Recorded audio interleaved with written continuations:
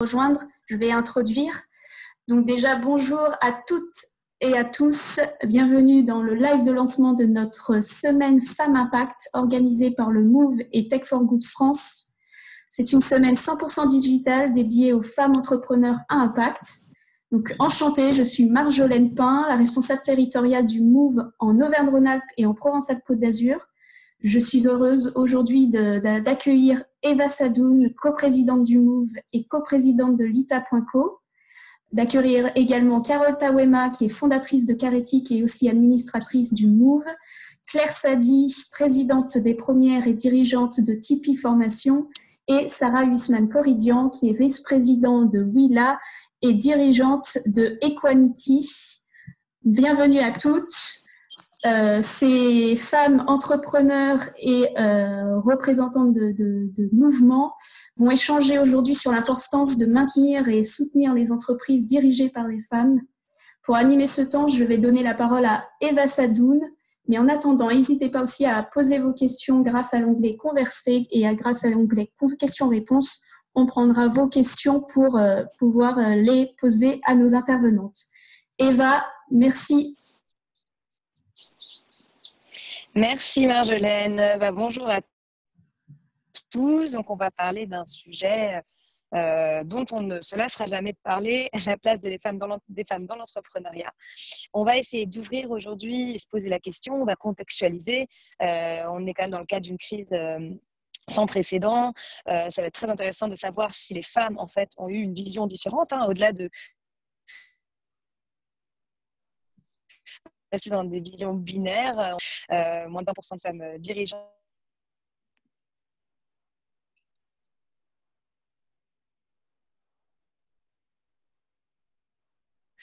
de FinTech. Dans l'entrepreneuriat social, même si les équipes sont très féminines, on garde encore de très fortes inégalités en termes de direction. La représentation aussi de toute notre économie et le portage des idées de l'entrepreneuriat aussi est essentiellement encore aujourd'hui porté par des hommes. Donc comment les femmes dans cet écosystème financier très masculin, politique très masculin qui entoure l'économie et entrepreneuriat aussi, arrivent à porter une voix? Existe-t-il un éco-féminisme de l'entrepreneuriat ou en fait c'est juste de l'entrepreneuriat classique? C'est un peu toutes ces questions qu'on va essayer d'aborder. Mais avant d'entrer dans le vif du sujet, je vais d'abord donner la parole à nos trois intervenantes qui vont se présenter rapidement et puis nous dire comment elles vont et puis comment elles ont vécu cette crise planétaire. On va commencer par Carole, entrepreneur, fondatrice de Carétique. Donc, bonjour à tous. Merci Eva d'avoir pensé à Carétique pour faire ce petit pour le lancement de Femmes Impact. Donc, je suis Carole Tawema, cofondatrice avec ma sœur de Carétique, qui est la première marque de l'industrie cosmétique en France à avoir obtenu l'agrément ESUS, qui est attribué principalement aux entreprises à impact social et environnemental positif. Et notre métier est de sauver des peaux au sens propre et figuré. J'aime bien présenter Carétique comme ça. Donc, on fait des produits cosmétiques à base de beurre de karité grand cru. Et le terme grand cru, je pense que le karité est assez connu de la plupart des femmes en France. Et le terme grand cru a été reconnu, on a réussi à le faire reconnaître par l'État français pour valoriser et faire reconnaître un métier qui a longtemps été effacé et mis à mal par l'industrie productiviste masculine. Mais le but était de raconter une histoire qui n'était pas connue, faire connaître un ingrédient qui était assez méconnu et faire reconnaître tout son impact, l'importance de l'arbre de karité. Donc, beaucoup de personnes ignoraient que le beurre de karité provenait d'un arbre et son importance pour l'écosystème, pour la lutte contre l'effet du réchauffement climatique. Enfin voilà, notre métier donc est de sauver à la fois des peaux au Bénin, lieu où Carétique est implanté, et en France, parce que le beurre de karité brut se trouve à avoir des propriétés beaucoup plus importantes et intéressantes que celui qui est vendu par la plupart par l'industrie cosmétique à 90%. Voilà pour une courte présentation. Et du coup, comment vas-tu et comment as-tu vécu la crise? Alors, je vais bien. J'ai eu un petit passage à vide suite aux événements récents concernant les violences policières et le racisme, etc. Mais lorsque le président a annoncé le confinement, on a eu une journée pour nous organiser. Nous, on travaille avec un ESAT qui s'occupe de la préparation de nos commandes professionnelles et particuliers. Donc, il a fallu rapatrier très rapidement tous nos stocks, enfin le plus possible de stocks dont on disposait pour ne pas être impacté. Sinon, on se retrouvait à 85% de notre chiffre d'affaires mis à mal. Et je me suis donné une journée pour pleurer en me disant que c'était la fin. Et cette journée passée, en fait, j'ai lu Scary Time, c'est un texte qui est rédigé par un coach pour entrepreneurs qui, en fait, donnait les 10 conseils pour tenir face à une situation assez stressante et pour beaucoup d'entrepreneurs. Et c'est vraiment contre-temps, en fait. Enfin, il fallait se concentrer sur l'instant présent, ne pas penser à ce qu'on allait perdre, nos opportunités, penser aux liens humains avant tout et pas aux produits. Enfin, voilà, il y avait toute une liste. J'ai appris par cœur et on s'est mise en action. Et c'est là qu'on se rend compte que, enfin, moi, ce qui me touchait, ce qui m'a vraiment porté, c'est l'impact. Je me suis dit, si jamais Carétique disparaît demain, c'est, mine de rien, 500 femmes, les 500 femmes qu'on accompagne aujourd'hui au Bénin, mais c'est aussi 16 millions de femmes, parce que toute petite, le Carité, c'est 16 millions de femmes dans les 7 pays africains. Ce qu'on a réussi à faire au Bénin est réplicable dans ces 17 pays africains, c'est comme ça qu'on a conçu Carétique. Et on a apporté cet empowerment des femmes, des productrices de Carité en Afrique. En fait, il était impossible de le voir disparaître. Donc, et ensuite, surtout face à un virus. Un virus, c'est même pas vivant. C'était trop petit pour qu'on renonce. Et là, j'ai vu la mobilisation de mon équipe qui était extraordinaire. Je pense que c'est dans ces moments-là qu'on se rend compte de l'importance de l'humain et de l'équipe. Moi, je venais d'être opérée, donc je sortais de l'hôpital, je ne pouvais pas me déplacer. J'ai donné des instructions à distance et j'ai vu à quel point la mobilisation et l'engagement et à quel point mon équipe croyait en fait à ce qu'on faisait et pourquoi est-ce qu'il fallait absolument qu'on soit présent le jour d'après. Donc, on a vécu plutôt positivement parce qu'on était le confinement et la situation, parce on est resté en action. Enfin, voilà, il fallait absolument qu'on reste actif et qu'on reste mobilisé sans penser à demain. Et c'est ça qui nous a permis de survivre et d'être toujours là pour le monde d'après, qui doit voir beaucoup, beaucoup plus d'entreprises comme Carétique naître et se développer. Parfait, merci beaucoup Carole. On va continuer le tour de table. On va donner la parole à Sarah qui va nous présenter du coup son organisation Willa et son entreprise également, j'imagine, et la manière dont toi tu as vécu le confinement. Absolument. Bah, écoutez, alors donc Willa, c'est en fait donc un incubateur d'entreprises portées ou cofondées par des femmes, donc qui existe depuis 15 ans, puisqu'on était en fait Paris Première et on est devenu Willa il y a quelques années. On accompagne 150 projets chaque année portés par des femmes. Alors, ce n'est pas forcément des projets tous à impact, mais une grande majorité évidemment aussi.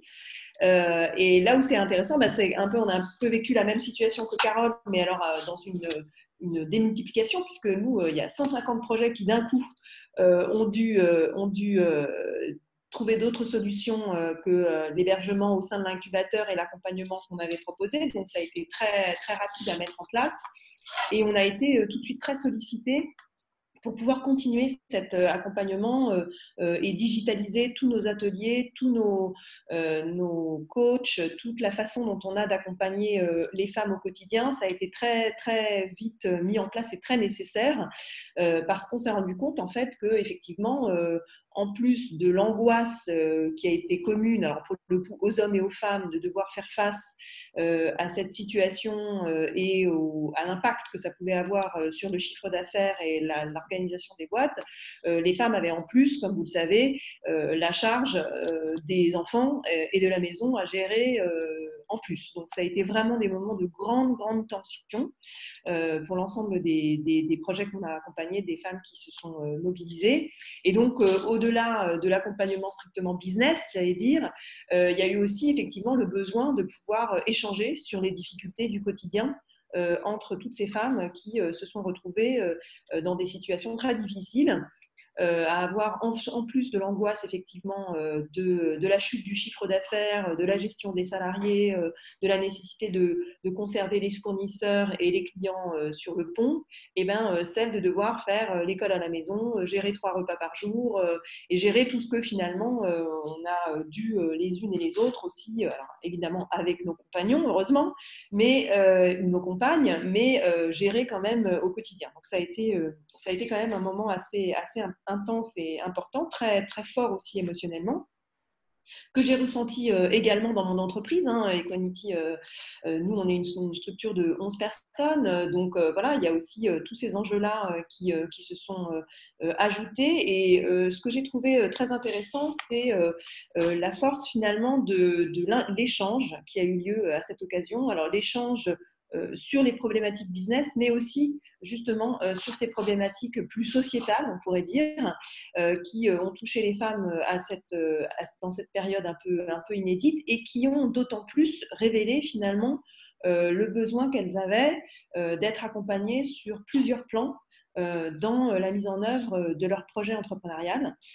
Parce que c'est vrai que voilà, conduire un business plan, dealer avec ses fournisseurs, trouver des nouveaux clients, c'est bien d'être accompagné là-dessus, mais c'est bien d'être accompagné aussi sur le reste des sujets qui peuvent être impactés par une crise comme celle du Covid, à savoir les sujets perso, mais aussi les sujets de gestion RH, parce que voilà, dans nos équipes, on a aussi d'autres femmes qui sont elles-mêmes mères de famille et qui sont elles-mêmes confrontées à des difficultés. Donc voilà, il y a eu beaucoup de sujets finalement très transversaux qui se sont posés au cours de cette période. Et moi, ce que j'en retiens quand même, avant de vous laisser la parole et d'échanger avec vous là-dessus, ce que j'en retiens, c'est finalement un très clair témoignage de la force du collectif et de la force des échanges et de la force de la nécessité de pouvoir partager à la fois les bons et les mauvais moments dans ce genre de cadre.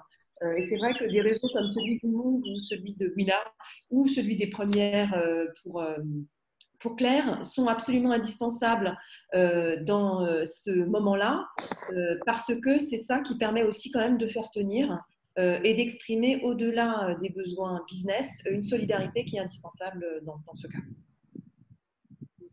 Merci Sarah. On va passer à Claire maintenant. Bonjour à tous et à toutes. Je suis ravie d'être là. Donc, moi, je suis entrepreneur depuis 12 ans. Donc, j'ai fondé l'incubateur Rhône-Alpes Première qui s'appelait les Pionnières auparavant. Et je me suis occupée du réseau des pionnières. Vous m'entendez bien parce que je ne vois pas à l'écran. Oui, oui. Bon. Oui. Voilà, je me suis occupée du réseau des incubateurs pionnières pendant longtemps. Et puis, je fais également de la politique. Voilà. Donc, moi, mon objectif, c'est de changer le monde et de faire en sorte qu'il soit un petit peu plus équilibré en matière de représentation des hommes et des femmes. Et moi, ce que je retiens de cette période, alors on a fait un sondage parmi les femmes qu'on accompagne. Et on s'est aperçu qu'elles étaient en grande difficulté pendant la crise, que la moitié d'entre elles, enfin un quart d'entre elles, craignaient de leur entreprise et qu'elles avaient souvent de présence dans elles. Donc on voit que tout ce qui est effectivement lié financier était un vrai souci pour elles. Et ce qui a été également un peu une surprise pour nous, c'est qu'on s'est aperçu que la moitié d'entre elles n'avaient pas touché du tout, n'avaient pas bénéficié en fait des mesures mises en place par l'État. On a fait un grand sondage qui nous a permis de réaliser ça. Et ça nous a fait réaliser aussi qu'on ne savait pas forcément comment les fonds de soutien, les fonds publics allaient en direction des femmes. En fait, on manque vraiment de mesures genrées qui nous permettent de savoir si réellement les femmes sont aussi soutenues que les hommes en matière de subventions. Donc, à partir de là, on a lancé un manifeste. En fait, j'aime bien ce qu'a dit Sarah sur le sens du collectif. C'est que ça a été vraiment une période où on s'est aperçu que la sororité était super importante. La sororité, la solidarité, il y a eu beaucoup de mains tendues entre entrepreneurs, des réseaux vis-à-vis des entrepreneurs. On a tout fait pour s'adapter et on s'est dit aussi c'est le moment de faire entendre notre voix parce que très souvent dans les moments de crise, ce sont les femmes qui sont oubliées.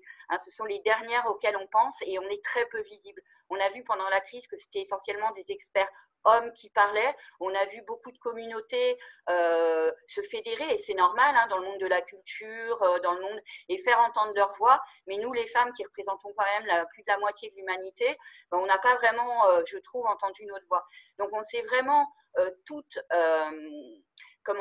tenu la main pour faire entendre notre voix, faire des manifestes, écrire des courriers à Emmanuel Macron, Sista a beaucoup agi, Tougap, LECO, enfin il y a eu voilà.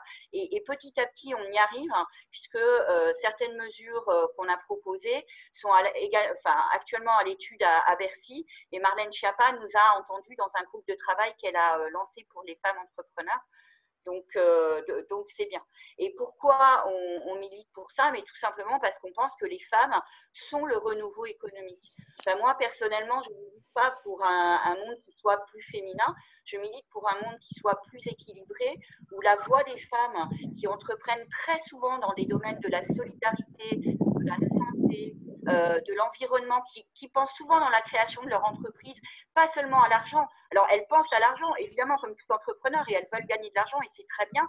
Et d'ailleurs, leur entreprise, souvent, surperforme par rapport à celle créée par des hommes. Souvent, il y a une dimension en plus. Il y a une dimension de comment changer le monde, rendre le monde meilleur, etc. Et ça, je trouve ça très intéressant.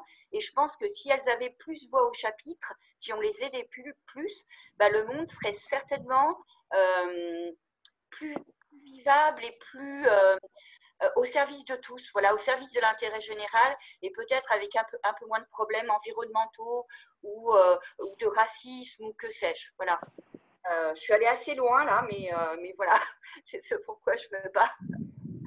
Oui, moi, je voulais rebondir sur… Merci beaucoup. Ouais. Non, je voulais rebondir juste sur ce qu'a dit Claire par rapport à la question de l'accès des femmes aux aides et aux différents sujets. C'est un point important parce que nous aussi, c'est une difficulté qu'on a complètement notée chez Willa et pour une raison qu'on a assez vite identifiée, qui était intéressante et qui est partagée par le monde des startups et le monde des entrepreneurs sociaux, mais quand même qui s'est particulièrement avérée pour les entreprises fondées ou cofondées par des femmes. C'est vrai que le PGE était calculé sur deux choses, qui étaient d'une part le chiffre d'affaires de l'an dernier et d'autre part la masse salariale. Et il se trouve que pour beaucoup des projets qu'on accompagne, que ce soit des projets en émergence ou des projets déjà installés, ces deux critères-là, justement, sont des critères assez compliqués finalement à mettre en avant parce que voilà, le chiffre d'affaires, il n'est pas souvent encore complètement, témoin de la vivacité de l'entreprise. Et puis par ailleurs, la masse salariale, elle est souvent là aussi compliquée à évaluer parce qu'il peut y avoir des gens qui sont là ponctuellement ou des gens qui sont là sur des vacations ou des gens qui sont là de façon différente qu'un CDI ou voilà, des formes de prise en compte de la masse salariale plus classique, on va dire. Donc ça, c'est partagé par toutes les startups, mais c'était particulièrement vrai dans les startups de femmes, ce qui fait que le calcul du PGE a été difficile pour beaucoup d'entre elles et ne s'est pas révélé forcément thématiquement une mesure utile. Donc c'est vrai que la question de l'aide spécifique aux projets montés par des femmes a été intéressante à regarder de près. Très bien, merci. Alors, je finis ce tour de table. Donc, moi, je suis Eva Sadoun, la cofondatrice de Lita.co, une entreprise qui accompagne le financement des entreprises en Europe à travers des plateformes, des outils d'évaluation de l'impact de la finance, de son impact sociétal, son impact carbone. Et je représente ici le mouvement des entrepreneurs sociaux. J'ai été récemment élue en tant que coprésidente avec Jean Moreau, d'ailleurs intéressant, hein. Première coprésidence féminine, présidence même féminine, dans ce mouvement, hein, parce que le mouvement de l'entrepreneuriat social a beau vanté plein de vertus, il n'est pas forcément toujours exemplaire quand il s'agit de diversité au sens large, féminine mais pas que. Donc, nous, la vision qu'on a de ce mouvement aujourd'hui, c'est de remettre au cœur la question de la représentation des rôles modèles, qu'ils soient féminins ou issus de la sens large. Beaucoup de travail au niveau du MOVE, on a toute une task force avec cette semaine de la fin d'impact, mais aussi on essaye d'intégrer ce type de critères à notre impact score qui est et de requalifier la vision qu'on aura de l'entreprise demain. Je me permets maintenant de lancer cette table ronde. On a déjà abordé quelques sujets. Je vais vous poser une question un peu ouverte pour commencer. Vous avez parlé de si les femmes définissaient un nouveau modèle de l'entreprise, on aurait un monde différent, ou si le monde était plus paritaire, on aurait un monde économique différent. Elles ont une appréciation différente des choses. Est-ce que vous pensez très rapidement qu'il existe vraiment un éco ou un écono féminisme? Est-ce qu'il existe une vision de l'entreprise féminine en soi? Quelles sont les limites à ce que je dis, hein, et puis quelle est votre vision, vous, en tant qu'entrepreneur et en tant que représentant un collectif d'entrepreneuriat féminin? Carole? Alors oui, je pense qu'il y a un modèle, une façon d'entreprendre féminine propre aux femmes qui est essentiellement due au fait c'est lié à l'éducation. Je pense qu'on apprend aux filles à penser à la société et à l'autre avant tout, dès le plus jeune âge. Donc, une fois que ça est dit, la façon dont on va les projets portés par des femmes sont en général majoritairement effectivement tournés vers l'extérieur. Ce pourquoi je pense par contre ce sur quoi il faut travailler, c'est le renforcement de leur capacité à être ambitieuses, les pousser à être plus ambitieuses pour démultiplier leur impact social et environnemental. Ce que j'ai trouvé très paradoxal, moi j'ai commencé dans le secteur de l'informatique, j'ai créé Caretic à partir de mon mémoire de fin d'études, mais avant ça, je travaillais chez les Big Four, dans deux plus grandes structures du secteur informatique, et en fait, quand j'ai commencé à rentrer dans le monde de l'ESS et de l'économie sociale et solidaire, etc., je me suis rendu compte du paradoxe de la faible rémunération, la faible rémunération des personnes qui décidaient de s'engager dans un monde meilleur et dans un monde plus positif. Donc, il y avait manifestement un problème de capitalisation dès le départ et d'investissement dès le départ qui a énormément changé, et le MOVE y a énormément contribué. Mais oui, à la question est-ce qu'il y a une façon d'entreprendre propre aux femmes, oui, et il faut absolument le développer et voire même le disséminer auprès de la gente masculine. Je pense que c'est quelque chose qui est une façon d'entreprendre qui doit contaminer toute la société de façon positive. Merci Carole. Sarah, Claire, ça vous fait réagir? Oui, non, mais non, moi, alors nous, ce qu'on observe, et c'est un sujet dont on a déjà parlé avec Cédric O, notamment sur ce type d'évaluation, c'est-à-dire que nous, on observe deux choses chez Willa qui sont très intéressantes. C'est qu'il y a effectivement un modèle avec une croissance externe forte, une façon de pouvoir aller lever des fonds très proche du modèle des startups et de l'entrepreneuriat plus classique, on va dire, mais il y a aussi un modèle qui se développe beaucoup dans les startups qu'on incube et qu'on accompagne, qui finalement croient avec un chiffre d'affaires exponentiel, pas forcément beaucoup ou pas autant de fonds levés. Alors, bien sûr, avec une question d'accessibilité, il y a moins d'accessibilité pour les femmes aux levées de fonds et il y a moins de projets, on le sait maintenant, il y a des chiffres qui sont très clairs. Merci à Sista et à Starter de les avoir d'ailleurs révélés, mais donc voilà, ces chiffres-là existent, mais pour autant, nous on observe quand même que les femmes, peut-être parce qu'elles sont plus prudentes ou parce qu'elles sont, elles ont monté leurs entreprises avec des business models différents au départ, finalement ont aussi une croissance interne assez forte qui leur permet de faire des développements, qui leur permet de mettre en avant leurs produits et de finalement gagner des marges de clientèle de plus en plus importantes, et ce qui peut être aussi un moyen, et l'avis de Carole m'intéresserait là-dessus, un moyen d'être plus responsable, plus durable aussi dans sa façon d'envisager l'entrepreneuriat, d'être moins consommateur de fonds, même si c'est nécessaire de l'être aussi quand on monte un certain type de business, et en particulier ceux qui demandent des investissements forts au départ. Mais voilà, je trouve que c'est ça qui est intéressant avec les modèles entrepreneuriaux conçus ou coportés par des femmes, c'est que finalement, ils sont aussi assez larges et assez représentatifs de différentes formes de l'entrepreneuriat qui existent. C'est aussi vrai dans l'ESS où les questions levées de fonds sont finalement un peu différentes que dans le circuit économique plus classique, on va dire. Donc voilà, moi je trouve qu'il y a quand même une façon d'envisager le développement des entreprises par les femmes qui peut être un peu différente de ce point de vue-là. Et d'ailleurs, c'est intéressant parce qu'il y a certaines études qui ont montré, et notamment l'étude de WeConnect qui est sortie en avril 2020, que le besoin des femmes entrepreneurs, il était bien sûr à 50% sur l'accès à des fonds nouveaux et à des fonds leur permettant de soutenir leur activité, mais aussi pour près de 70%, et ça c'est intéressant, le besoin d'aide en opportunités business. Donc, c'était aussi finalement le fait de pouvoir souligner que c'est grâce au fait de gagner des parts de marché, de gagner des nouveaux clients, que la croissance de ces boîtes portées par des femmes se fait, et pas seulement avec l'accès à des fonds ou à des levées de fonds, ce qui reste quand même absolument indispensable et nécessaire, bien sûr. Claire, ça vous fait réagir ? Oui, c'est très intéressant ce que disent Carole et Sarah, et puis sur ce nouveau modèle, effectivement, pour de l'argent, un peu enfermant, enfin, de modèle d'entrepreneuriat féminin qui serait différent, enfin, voilà. Mais comme l'a dit Carole, effectivement, c'est une question d'éducation. Vers le soin à l'autre, on est tourné pour éduquer des enfants, etc. Et ça, c'est un fait. Voilà, on constate que les femmes vont vers des secteurs de cet ordre-là, du soin, du service, etc.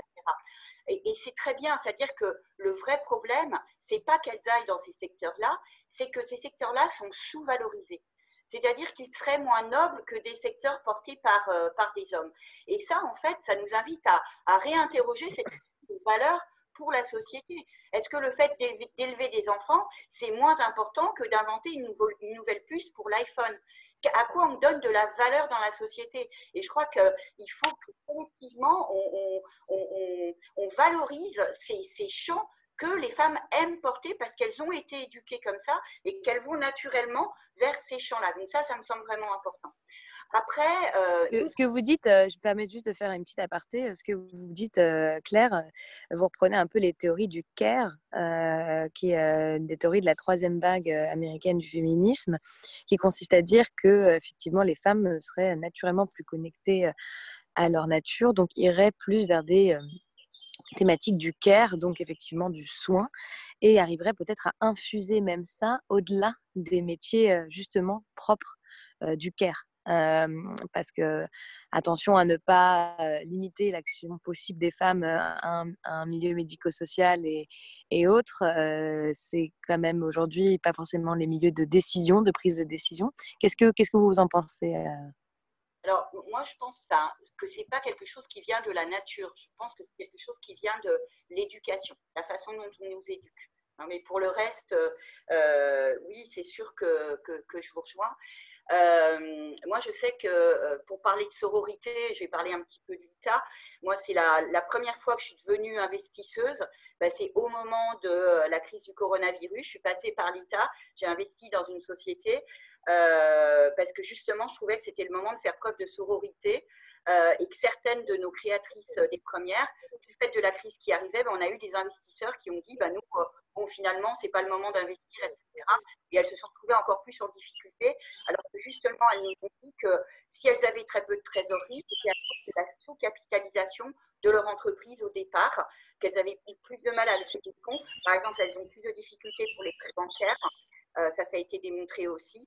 Alors, moi, je fais confiance aux entrepreneurs. On le voit avec Carole, cet optimisme, ce côté combattant, ambitieux, etc. Je pense qu'il faut être quand même extrêmement déterminé. Mais c'est vrai que pour elles, c'est un peu plus compliqué, sachant qu'elles ont toujours eu un rapport à l'argent qui était différent, je pense, par rapport aux hommes. Et ça, il faut qu'elles le travaillent. Moi, je dis souvent, les femmes, elles confondent se vanter et se vendre. Donc, c'est pas pareil. Et il faut se vendre au juste prix, il faut se vendre cher. Nous, au sein des premières, on a mis en place une école des ventes, justement, pour les aider sur cet aspect-là. Et je pense que voilà, l'argent, ça reste quand même pour beaucoup la clé de voûte, l'argent et la confiance en elle-même. Donc, il faut les accompagner sur ces deux champs. Et pour rebondir, Eva, sur la... Vous avez beaucoup parlé de chacune de sous-capitalisation, qui était quand même un point un peu central pendant la crise. Pour les personnes qui sont moins au fait de ces problématiques de sous-capitalisation, en fait, on a eu un gros problème, beaucoup d'entreprises pendant la crise, c'est qu'il y a une définition au niveau européen de ce qu'est l'entreprise en difficulté. Et au niveau européen, donc Europe libérale, hein, quand même, c'est un projet d'Europe libérale. On en pense ce qu'on en veut, mais en tout cas, c'est le cas. Une entreprise en difficulté, c'est une entreprise qui a un niveau de fonds propres à un certain niveau. Beaucoup d'entreprises décident de ne pas forcément être dans des logiques de niveau de fonds propres élevé. Niveau de fonds propres élevé est permis quand on fait des profits, donc on peut permettre de mettre ses profits en fonds propres, ou qu'on lève des fonds. Et c'est vrai que beaucoup d'entreprises sociales ou d'entreprises dirigées par des femmes ou par d'autres visions de l'entrepreneuriat, la levée de fonds n'est pas une fin en soi, et les entreprises cherchent plus la pérennité. Et c'est vrai que beaucoup d'entreprises qui n'étaient pas forcément dans des situations difficiles avant la crise, mais qui n'avaient pas forcément un niveau de capitalisation, donc fonds propres élevé, ont été exclus de beaucoup de plans de financement. Ça pose aussi la question de sur quel fondement on a fondé l'Europe libérale. Ça pose aussi la question du droit de la concurrence, hein, qui aujourd'hui nous pose énormément de problèmes quand on veut définir des fiscalités avantageuses pour des entreprises vertes. Voilà. On voit qu'il y a quand même un projet économique et financier au niveau européen, finalement assez, allez, on dit les grands mots, viriliste, qui est basé beaucoup sur la compétition. Donc le droit à la concurrence, le tout libre choix, et sur la levée de fonds, la surcapitalisation. Qu'est-ce que vous pensez de ce que je dis et quelles propositions vous auriez potentiellement? J'ai vu que certaines d'entre vous avaient des propositions pour pouvoir changer même le droit structurellement pour permettre plus de diversité et de parité dans le monde économique. Moi, ça m'intéresse beaucoup ce que tu dis, Eva, c'est que nous, on a constaté justement dans les entreprises qui sont accompagnées par Villa que la plupart avaient 2 à 3 mois de fonds de trésorerie devant elles, de fonds de roulement devant elles. Donc, on est clairement, effectivement, dans cette logique, en tout cas, de catégorisation en sous-capitalisation. Là où, par ailleurs, elles avaient des chiffres d'affaires qui étaient largement intéressants et tout à fait capables de supporter, alors évidemment, en période de Covid, tout devient compliqué, mais en tout cas supporter des développements qui étaient tout à fait à la hauteur de leurs confrères, de leurs collègues plus capitalisés, on va dire. Et c'est vrai qu'une des discussions, nous, et un des sujets qu'on porte vraiment chez Willa, c'est la façon de considérer justement la réussite de ces entreprises sous d'autres angles que simplement la capitalisation qu'elles peuvent afficher, en quelque sorte. Et par exemple, le fait que dans les classements qui sont en train d'être élaborés du point de vue du gouvernement sur les Next 40 ou sur le SBF 120, on puisse justement prendre en compte de façon très différente cette question de la capitalisation des boîtes pour que ça bénéficie tant aux projets effectivement portés par des femmes ou cofondés par des femmes qu'à des projets de l'ESS qui sont tout aussi capables et tout aussi forts en développement externe, mais pour autant très sous-capitalisés sous cet angle-là, parce que fonctionnant avec complètement d'autres logiques. Et je reviens juste une seconde sur ce que tu disais par rapport à la question du CARE. Nous, on voit que cette logique-là, elle s'applique dans tous les domaines. On a des domaines qui sont dans les sport tech, on a des boîtes qui sont dans les fintech, on a des boîtes qui travaillent sur l'éduc-tech, la façon de promouvoir un certain nombre de modèles dématérialisés en formation ou en éducation. Sur tous ces sujets-là, c'est souvent ces modèles-là qui reviennent. C'est-à-dire c'est des modèles qui ont effectivement des formes de capitalisation qui sont pas forcément comparables à leurs homologues masculins, mais pour autant des formes de croissance qui sont tout à fait valables et tout à fait intéressantes à regarder sur le long terme. Carole, une proposition pour changer le monde économique et qu'il soit plus adapté à l'entrepreneuriat féminin?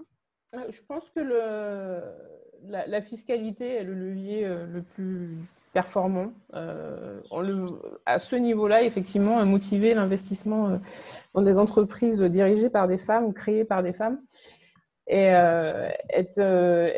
la solution pour moi qu'on peut appliquer, parce que effectivement, toutes les politiques qui sont menées en France sont en général proviennent des politiques choisies par l'Europe. Enfin, voilà, on peut pas, mais au niveau de la fiscalité, un pays peut agir directement. Donc, je pense que c'est le levier le plus efficace pour ça, et même à tous les niveaux. Chaque fois qu'on pense à une problématique, que ce soit sur le bio, que ce soit sur des produits qui ont une externalité positive, la fiscalité revient systématiquement. Donc, je pense que c'est la première proposition à faire pour soutenir et améliorer la capitalisation des entreprises. Nous, effectivement, on était confrontés à ça, on n'était pas une entreprise en difficulté. On a découvert ce petit alinéa, ce petit article de la réglementation européenne qui nous indiquait qu'on ne pourrait pas accéder au PGE aussi facilement qu'on le souhaitait. Et donc, il a fallu convertir des obligations pour renforcer le capital de Carity. Heureusement, on a un fonds d'investissement, un fonds à impact qui a compris l'enjeu et qui a su réagir rapidement, mais nous sommes accompagnés. Je pense que voilà, le fait de ne pas être accompagné a dû être très difficile pour d'autres entrepreneurs.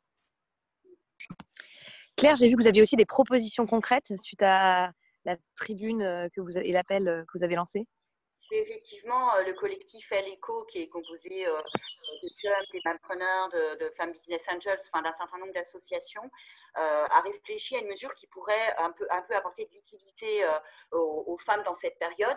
Et nous, ce qu'on propose, en fait, c'est d'augmenter, de doubler en fait la déduction fiscale qui est actuellement de 18% quand on investit dans une entreprise, de la doubler à 36% pour les investissements qui se font dans des entreprises dirigées par des femmes ou ayant une gouvernance qu'on appelle vertueuse mixte, de voir ce que donne cette mesure, c'est-à-dire on propose une sorte d'expérimentation, est-ce qu'effectivement ça permet d'augmenter les fonds levés par des femmes, et si c'était le cas, de pérenniser cette mesure, donc d'orienter un petit peu l'investissement qui se fait encore très peu vers les femmes, puisque dans les startups de la tech, elles lèvent simplement 2,5 fois moins que les hommes en règle générale. Après, il y a une autre mesure, moi, qui me semble très intéressante, qui est proposée par un candidat ici sur Lyon, c'est ce qui s'appelle les nationalisations locales. C'est-à-dire que les collectivités territoriales investissent dans des entreprises qu'elles ont détectées comme étant à fort potentiel. Et je trouve que c'est bien parce que c'est quand même sur les territoires qu'on est le plus au courant d'une petite pépite qui n'arrive pas à lever des fonds alors que ce serait un gâchis monumental. Et voilà, je trouve que la prise de participation par des collectivités publiques dans des entreprises de façon tout à fait, là aussi, provisoire, je ne sais pas, il faut qu'il y ait des choses on dit, voilà, on rentre au capital pendant 5 ans, le temps que tu fasses ton projet d'investissement, le temps que tu recrutes, que tu te développes, et puis on sort à ce moment-là. Ça me semble extrêmement intéressant. En plus, c'est des mesures qui ne sont pas genrées, ce n'est pas spécifique aux femmes, mais je pense que c'est des mesures qui pourraient aider plus spécifiquement les femmes, voilà, qui ont un petit peu plus de difficultés à ce niveau-là. Voilà ce qu'on propose. Merci beaucoup. Donc, on a beaucoup parlé de fiscalité, limite de quotas. C'est vrai qu'il y a une question, parce qu'on ne peut pas se détacher de l'actualité, portant sur la question des statistiques. Est-ce qu'on met en place une politique un peu anglo-saxonne basée sur les quotas, sur la discrimination positive, sur des statistiques qui nous permettent d'évaluer mieux et plus finement les inégalités énormes qu'on constate aujourd'hui.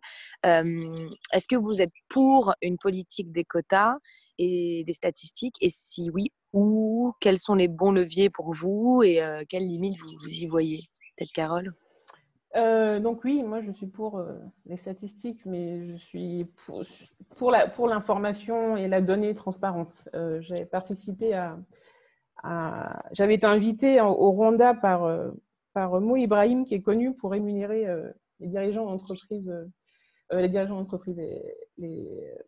de pays africains. En fait, il leur verse une bourse à condition qu'ils acceptent de quitter le pouvoir. Et en tant qu'entreprise, on était invités pour échanger sur les services publics en Afrique à mettre en place. Et ce qui est ressorti, et que j'ai retrouvé quelques années plus tard en France, c'est ce manque de données qui limite absolument toute action. On ne peut pas agir si on n'a pas accès à l'information, on n'a pas accès aux données. Et en ce qui concerne le genre, je pense que plus qu'on ne peut pas progresser et soutenir ces entreprises dirigées par des femmes, créées par des femmes, ou des projets porteurs de sens, si on ne sait pas exactement dans quel secteur et à quel niveau il faut agir. Donc, il faut donner la parole, permettre de s'exprimer, compter encore et toujours, pour parvenir à une équité. Parce que je pense que l'égalité femmes-hommes, c'est le premier élément, enfin l'équité, c'est le terme équité qui me parle le plus, est nécessaire pour parvenir à une équité au niveau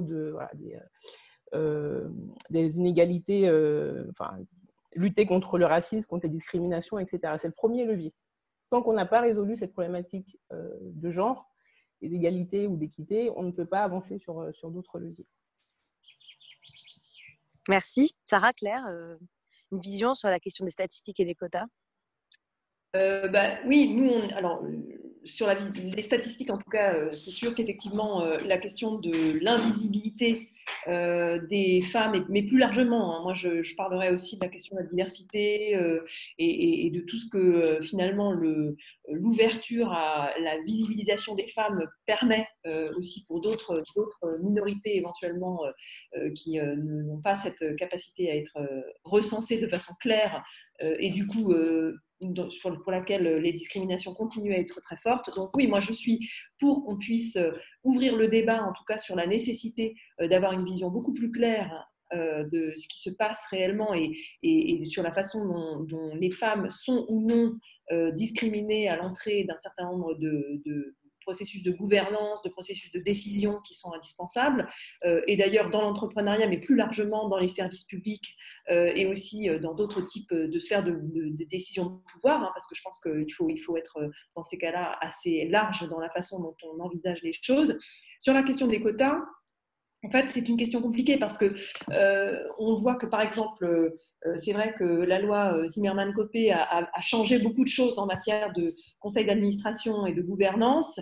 Demain, si on exigeait la même chose sur… Est-ce que vous pouvez dire, excusez-moi, est-ce que vous pouvez expliquer pour les personnes qui sont présentes qu'est-ce qu'a changé la loi Zimmermann-Copé? Oui, alors la loi Zimmermann-Copé en fait a imposé une parité de plus en plus forte dans les conseils d'administration des grandes entreprises, notamment du CAC 40, ce qui a permis justement d'arriver, alors pas pour toutes, hein, il y a des amendes aujourd'hui qui ont été aussi très largement payées par les entreprises pour contourner cette loi, mais en tout cas parvenir à une parité la plus forte possible dans ces conseils d'administration. Mais c'est vrai qu'au-delà des conseils d'administration, la question des comités exécutifs, des comités de direction se pose aussi aujourd'hui, savoir s'il faut étendre cette donnée-là à ces comités de direction, ces comités exécutifs, par le biais des quotas ou pas. Donc ça, c'est une vraie question qui se pose et aujourd'hui, moi, je trouve qu'il faut que le débat soit sur la table et qu'on puisse l'ouvrir. Mais pour moi, il faut l'ouvrir dans tous les sens. C'est-à-dire que, par exemple, les propositions qui sont d'ailleurs aussi portées par le MOVE sur le Parental Act me semblent aller aussi dans le bon sens. C'est-à-dire qu'il faut que l'égalité ou l'équité, comme disait Carole, soit aussi une donnée qui bénéficie aux hommes. Parce que pour que ce combat de la visibilisation des femmes et du fait qu'on puisse accéder à des postes de décision, des postes de pouvoir au même titre que les hommes, il faut qu'à l'inverse, les hommes puissent aussi accéder aux dispositifs qui sont spécifiques, par exemple, liés à la parentalité. Ça me semble absolument indispensable que ça aille dans les deux sens. Voilà. Donc je pense que c'est ça qui est important aujourd'hui à mettre en lumière. Claire, vous voulez réagir? Oui, je pense qu'effectivement, le fait d'avoir des statistiques, c'est fondamental parce que on peut avoir des intuitions, mais on peut poser. Moi, j'entends parfois des gens qui sont un peu sceptiques quand je leur dis que les femmes connaissent un certain nombre de freins. Donc, si on ne peut pas les décrire, ces freins-là, on peut juste mettre en doute en fait notre rôle. Donc, c'est très important de s'appuyer sur des faits, sur des chiffres. Et on voit que pour le moment, par exemple, la BPI ne peut pas, et pourtant je sais que c'est un organisme qui essaie d'investir dans la question, ne peut pas nous dire comment les subventions, les prêts, etc. sont fléchés entre hommes et femmes. Donc moi, j'aimerais vraiment savoir ce qu'il en est. J'aimerais découvrir que les choses sont tout à fait équilibrées. Mais en attendant, voilà, on ne sait pas et on a plus que le sentiment que les femmes sont discriminées dans les approches. Alors peut-être qu'il faut revoir une définition de l'innovation, peut-être qu'il faut revoir un certain nombre de choses. Voilà. Ensuite, sur les quotas, moi, je suis par pragmatisme d'accord avec le fait qu'il faille des quotas, même si je trouve ça dommage. Mais on a vu leur efficacité. Donc, je pense que comme mesure provisoire et pour montrer que les femmes sont efficaces, parce qu'il me semble que les entreprises qui appliquent la loi Copé, enfin Zimmermann-Copé, fonctionnent très très bien, qu'elles sont efficaces pour la performance des entreprises. Voilà. Merci. Une question un petit peu, vu que je vois qu'il n'y a pas forcément de questions là-dessus, parce que je crois que c'est sur le live Facebook, moi j'ai pas accès, donc n'hésitez pas l'équipe du Move à monter sur scène si vous voulez poser une question. Une question un petit peu, elle est subversive, corrosive on va dire. Beaucoup de mouvements contre le racisme disent que la femme blanche a été le quotient et le bouc est un peu celui qui a été utilisé par le monopole, la suprématie blanche dominante pour pouvoir justifier d'une parité. Donc on le voit notamment sur les conseils d'administration dans le CAC 40, etc. Qu'il y a certes effectivement une parité, mais il y a quand même une monovision parce qu'on reste sur le même parcours, sur les mêmes ethnies, entre guillemets, sur les mêmes visions du business. Que faire en fait, comment faire pour avoir une vraie société, entreprise, je dis on ne va pas aller jusqu'au niveau politique, là on n'est pas là pour parler de ça, une entreprise vraiment diversifiée. Est-ce que Carole tu veux réagir à ce que je viens de dire? Oui, que faire? Ma position corrosive. Nécessairement apporter plus de visibilité inspirer et montrer l'exemple. Parce que clairement, pour que ces conseils d'administration puissent dépasser la question du genre et aborder la diversité de façon plus large, il faudrait qu'ils puissent… moi, je définis ça, je n'appelle pas ça nécessairement du racisme. Ça peut être assimilé à du privilège, oui, c'est un privilège, mais qui n'est pas nécessairement conscient. Donc, je pense que sortir du cadre de la France et regarder comment, à l'échelle de l'Europe, je pense qu'en Suisse, rien que quand on regarde, la Suisse est en Europe, pas dans l'Union européenne, mais quand on regarde la Suisse et qu'on regarde la composition des conseils d'administration, on comprend qu'il y a quelque chose qui a été mis en place et qui vient, je pense, de la démocratie participative en Suisse est beaucoup plus importante qu'en France. En tout cas, elle est institutionnalisée. Et donc tant qu'on n'a pas des rôles modèles, tant qu'on n'a pas de quoi inspirer, tant qu'on n'a pas d'exemples, et tant qu'on reste toujours dans cette peur et dans cette crainte d'aller plus loin. Donc moi, je ne jetterai pas la pierre en fait à ces conseils d'administration composés essentiellement d'hommes qui suivent une ligne et qui reproduisent en fait des modèles, même dans les jeunes générations. Je retrouve encore cette tentation de reproduire des modèles sociaux, des parcours. Voilà, quand on a fait HEC, on a tendance à s'entourer de personnes qui ont fait HEC, etc. Mais ça, il y a des exceptions à ça. Donc, il faut arriver à trouver des rôles modèles et arriver à inspirer, en fait, au final. Je pense que c'est surtout une question d'inspiration et arriver à dépasser cette peur et cette crainte de s'entourer de personnes différentes de son milieu social, de son parcours, etc. Donc, ça prend du temps. Ça prend du temps, mais il faut engager cette évolution dès maintenant. Et ça passe, encore une fois, par des statistiques et des quotas. Est-ce que vous voulez réagir à ça? Moi, je rejoins Carole sur ce point-là. C'est-à-dire qu'en fait, la question de ce que tu disais, Eva, la femme blanche qui cache la forêt, entre guillemets, c'est vrai aussi que finalement, on se rend compte que dans les conseils d'administration, il y a eu aussi, à un moment donné, des questions qui se sont posées sur, mais au fond, qui prendre? j'ai pas de candidate, je sais pas qui prendre, comment je peux être sûre que… Et au fond, il y a eu une sorte de rétrécissement en se disant, allez, il y a 15 candidates qui sont toujours les mêmes, et qui sont effectivement des femmes blanches plutôt entre 55 et 60 ans, et qui finalement tournent dans les conseils d'administration des grandes entreprises françaises notamment, et qui sont toujours un peu les mêmes. Et du coup, c'est un peu la caution femmes dans ce type de conseil d'administration. Donc, ce que disent les instances de gouvernance pour leur défense, entre guillemets, c'est qu'elles n'ont pas repéré, pas de candidates et de candidats d'ailleurs issus de la diversité, parce que pour moi, c'est vraiment des questions qui vont ensemble, hein, clairement. Pour pouvoir intégrer ce type d'organe. Et je pense que c'est là où il y a un vrai travail à faire, c'est-à-dire sur rendre visible finalement d'autres types de candidatures, d'autres types de profils, que ce soit des femmes, des représentants de la diversité dans toutes ces dimensions. Et pour ça, il faut qu'on arrive à faire ensemble de mettre en collectif beaucoup plus d'informations, que les DRH soient beaucoup plus impliqués sur ce type de décision, parce qu'elles sont aussi à même de repérer des profils, j'allais dire, prometteurs au sein des boîtes et au sein des entreprises, des profils qui sont capables d'aller porter une voix dans ces conseils d'administration et dans ces instances de gouvernance. Donc moi, je suis absolument pour, justement, qu'on fasse, j'allais dire, ce qu'on pourrait appeler du repérage positif ou du repérage discriminant, mais en tout cas qu'on permette d'élargir finalement cette assiette de candidatures possibles pour intégrer un certain nombre d'organes de gouvernance. Claire ? Eva, je vais faire une réponse, je pense, un peu corrosive à cette question corrosive. Je suis tout à fait d'accord avec ce qu'ont dit Carole et Sarah, et je vais compléter un peu sur un autre champ. C'est-à-dire que je me dis, ces femmes-là qui accèdent au conseil d'administration, est-ce qu'elles ne sont pas devenues un peu des hommes ? Voilà. Est-ce qu'à un moment donné, elles n'ont pas un peu endossé ces codes masculins? Et je ne leur fais pas le reproche. C'est-à-dire qu'à un moment donné, comment on fait pour rentrer dans un système, hein? On peut rentrer dans le système, se confondre en lui pour monter.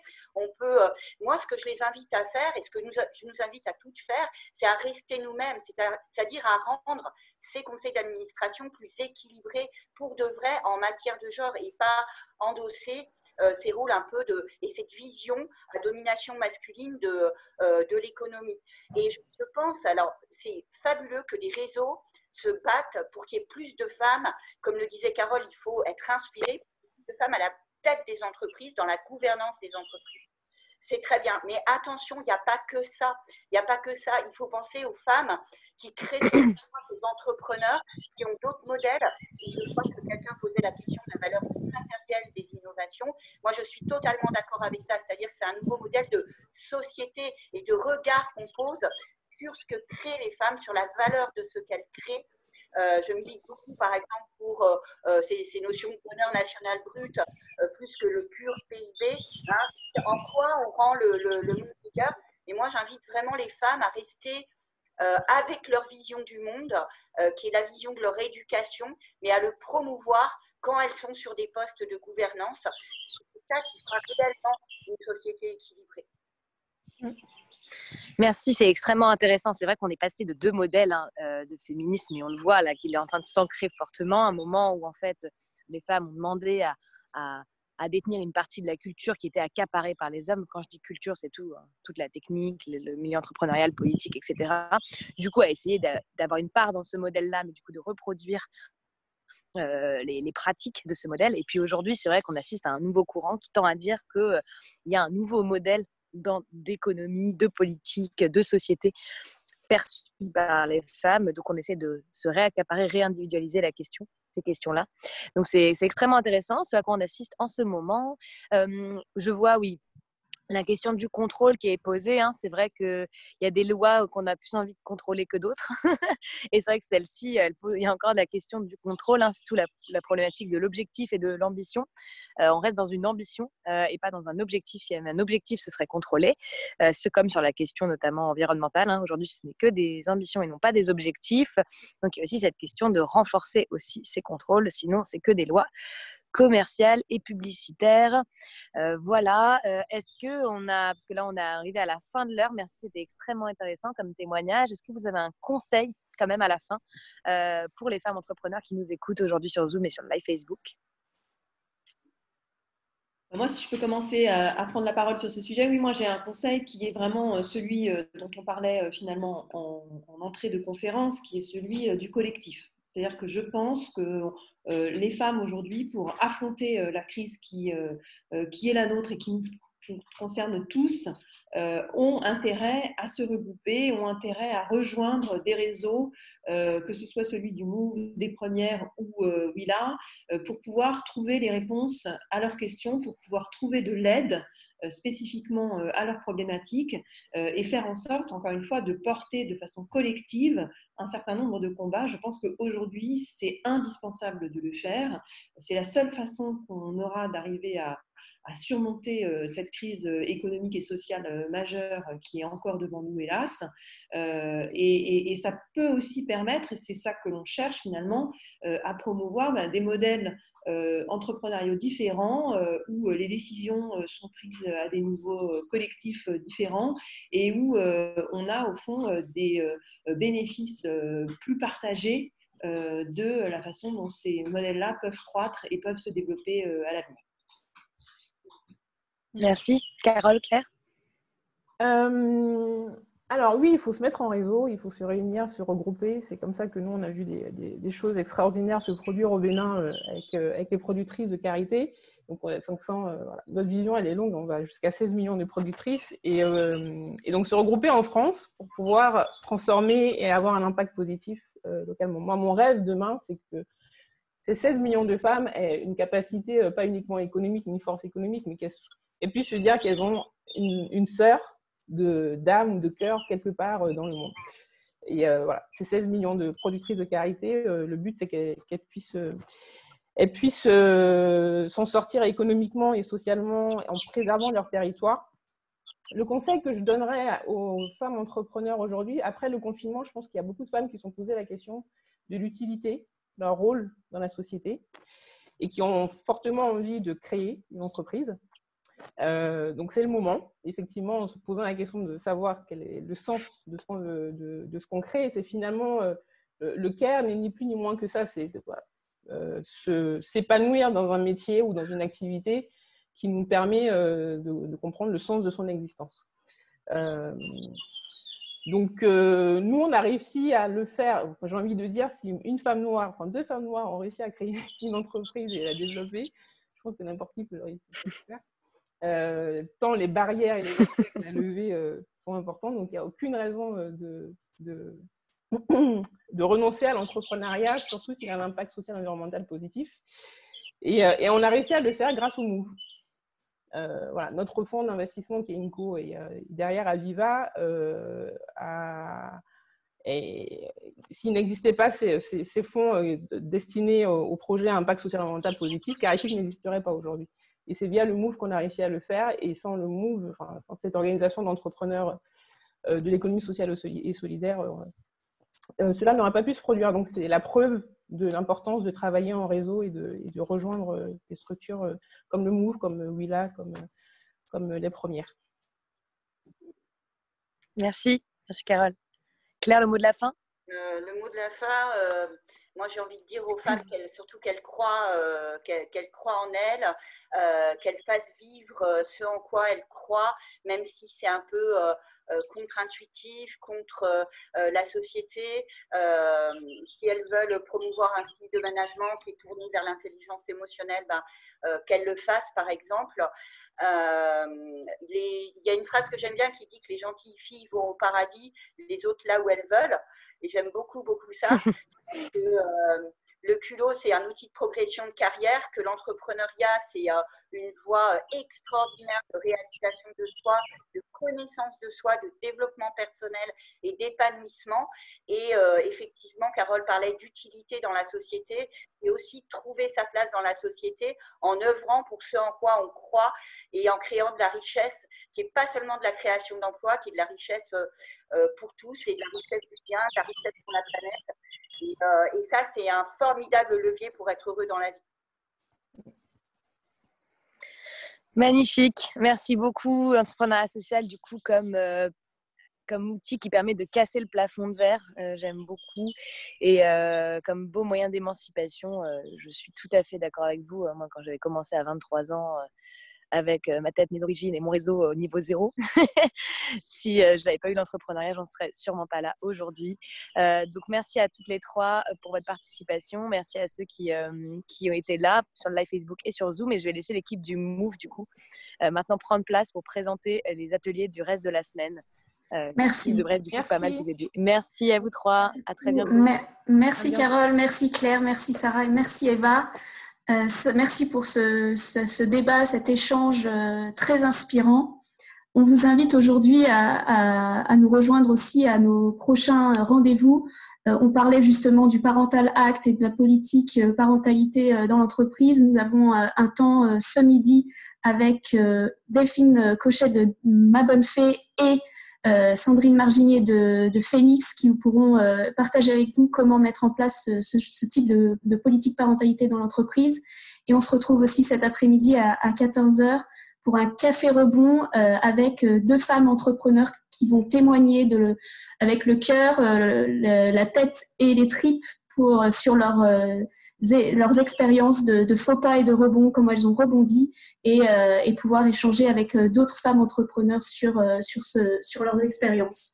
Bon, ensuite, on se retrouvera sur le reste de la semaine avec des webinaires et des rendez-vous financeurs sur le mardi, des temps dédiés aux rendez-vous d'affaires sur le mercredi, le jeudi un temps plus innovation et digital et le vendredi on terminera la semaine sur la posture de dirigeante avec un temps en webinaire et un atelier pour vaincre le syndrome de l'imposteur.